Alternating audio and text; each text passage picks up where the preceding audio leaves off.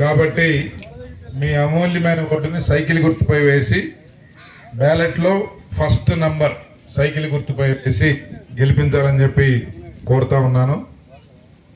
ఈరోజు చాలా ఇబ్బందులు ఉన్నాయి.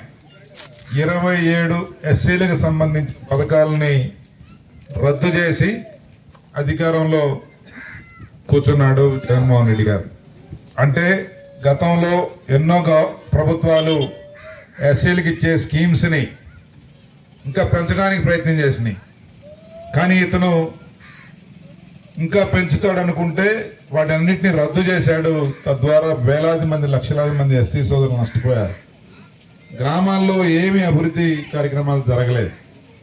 కాబట్టి మన ప్రభుత్వం ఏర్పడాక మీ అందరికీ ఇప్పుడు 3,000 రూపాయలు ఉన్న పెన్షన్ని 4,000 రూపాయలు చేయడం జరుగుతుంది. 18 సంవత్సరాల నుంచి 60 సంవత్సరాలు ఉన్న వాళ్ళకి 1,500 రూపాయలు ప్రతి నెల మీ అకౌంట్లో జమ చేయటం జరుగుతుంది. ఎంతమంది పిల్లలు బడికి వెళ్తా ఉంటే అంతమంది పిల్లలకి 15,000 రూపాయలు అందించడం జరుగుతుంది. అలాగే ఆర్టీసీ బస్సులో ప్రయాణం చేస్తే మహిళలకి టికెట్ లేకుండా ప్రయాణం చేసే అవకాశం కల్పించబోతా ఉన్నారు.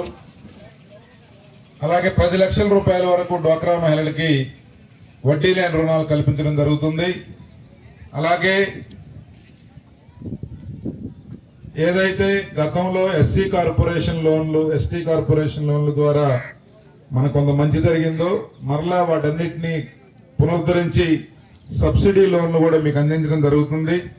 ఎస్సీలో ఎవరైనా సరే సొంత స్థలం నుండి ఇల్లు కట్టుకుంటే 2 లక్షల రూపాయలు వారికి అందించడం జరుగుతుంది. అలాగే స్థలాలు వారికి కూడా స్థలాలు అందించడం జరుగుతుంది. ఇట్లా ప్రభుత్వ పథకాలు ఎన్నో మీ దగ్గర తీసుకురావడానికి రావడం జరిగింది.